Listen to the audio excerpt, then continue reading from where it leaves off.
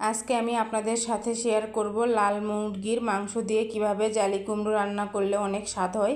Hello guys, আসসালামু আলাইকুম। আপনারা সবাই কেমন আছেন? আলহামদুলিল্লাহ আমি অনেক ভালো আছি। যারা আমার ফেসবুক থেকে দেখছেন তারা অবশ্যই লাইক কমেন্ট শেয়ার করে দেবেন, আর যারা ইউটিউব থেকে দেখছেন তারা চ্যানেলটি সাবস্ক্রাইব করে দেবেন। প্রথমে আমি এখানে দেখুন খুব সুন্দর একটা জালি কুমড়ো নিয়েছি।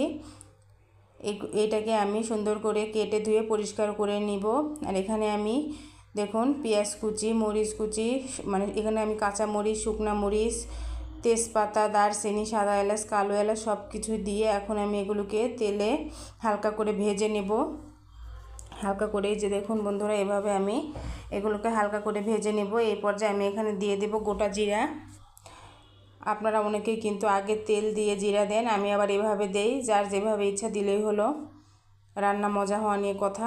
এখন এই পর্যায়ে যখন একটু লাল লাল হয়ে গেছে হালকা, তখন এখানে আমি দিয়ে দিব মরিচের গুঁড়া, হলুদের গুঁড়া, লবণ, আদা রসুন বাটা, জিরার গুঁড়া সব কিছু দিয়ে একটু পানি দিয়ে আমি কষিয়ে নিব সুন্দর করে।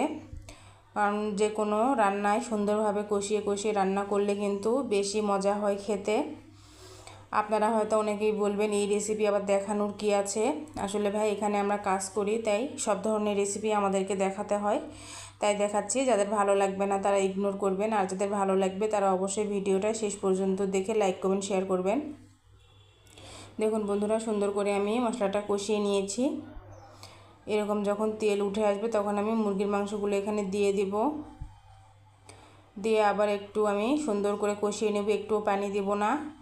সুন্দর করে এভাবে নেড়ে চেড়ে আমি মাংসের সঙ্গে মশলাগুলো মিশিয়ে নিচ্ছি, নিয়ে আমি সুন্দর করে কষিয়ে নিব। একদম তেল ওঠা ওঠা যখন হয়ে আসবে তখন আমি এখানে পানি দিয়ে দিব।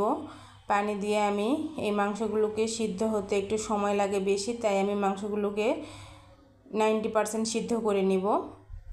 সিদ্ধ করে নিতে যেটুকু পানি লাগবে আপনারা দিয়ে সিদ্ধ করে নেবেন, এটা তো আর বলে বোঝানোর কিছু নেই, যেহেতু এই মাংসগুলো একটু সিদ্ধ হতে বেশি টাইম লাগে।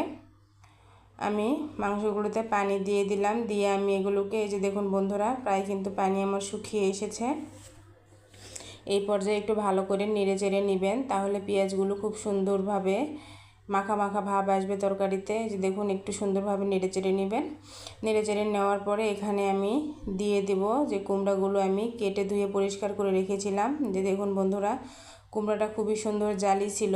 যদি এখানে যদি বীজগুলো যদি বড় হয়ে যায় তখন কিন্তু কুমড়াটা খেতে একটু টক টক লাগে। সেই ক্ষেত্রে আপনারা কুমড়াটাকে একটু লবণ দিয়ে একটু গরম পানি করে একটু সিদ্ধ করে নেবেন, তাহলে কিন্তু এই টক টক ভাবটা অনেকটাই কমে যায়। তা না হলে টক ভাব লাগলে কিন্তু খেতে ভালো লাগে না। যেহেতু আমারটা অনেক জালি ছিল তাই আমি আর আলাদা করে সিদ্ধ করে নিইনি। এখন আমি যে সবগুলোর সাথে মিশিয়ে নিয়ে আমি কষিয়ে নিব। এখনও কিন্তু আমি একটু পানি দেইনি, কারণ অনেক পানি উঠে এসেছে। এই যে দেখুন বন্ধুরা, পানি কিন্তু এখনও, এই যে দেখুন এখন তেল উঠে এসেছে, পানি প্রায় শুকিয়ে গেছে। আমি একটুও পানি দিব না, সুন্দর করে কষিয়ে নিয়েছি। এখন আমি পানি শুকিয়ে গেছে, পানি দিয়ে দিব। দিয়ে আবার আমি এগুলোকে ঢাকনা দিয়ে রান্না করে নেব। ঢেকে ঢেকে রান্না করতে হয়। এই যে দেখুন বন্ধুরা, মাংসগুলো কিন্তু সিদ্ধ হয়ে গেছে, আমার কুমড়াগুলোও সিদ্ধ হয়ে গেছে, প্রায় কিন্তু হওয়ার পথে। এখন আমি সুন্দর করে নেড়ে দেখতেছিলাম যে সিদ্ধ হয়েছে কি না। হ্যাঁ বন্ধুরা, সিদ্ধ হয়ে গেছে। এখন আমি এই যে ঝোলের যে পানিটা সেটা দিয়ে দিচ্ছি, দিয়ে আমি এগুলোকে আবার রান্না করে নিচ্ছি। শেষ পর্যন্ত রান্না করে নিয়ে, এই যে দেখুন বন্ধুরা, রান্না কিন্তু আমার প্রায় কমপ্লিট হয়ে গেছে।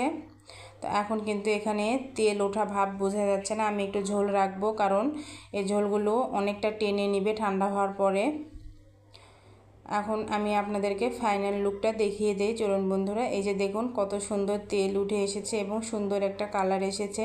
ধন্যবাদ বন্ধুরা।